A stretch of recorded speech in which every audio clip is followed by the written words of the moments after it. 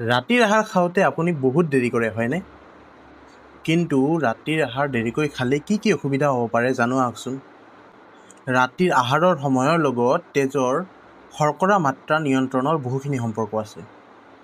ৰাতি দেৰিকৈ আহাৰ গ্ৰহণ কৰিলে তেজত শৰ্কৰা মাত্ৰাটো বৃদ্ধি পায়, যাৰ ফলত ডায়েবেটিছ বা প্ৰি ডায়েবেটিছৰ লক্ষণসমূহে দেখা দিব পাৰে, অৰ্থাৎ ডায়েবেটিছ বা প্ৰি ডায়েবেটিছ হোৱাৰ আশংকাটো বৃদ্ধি পায়।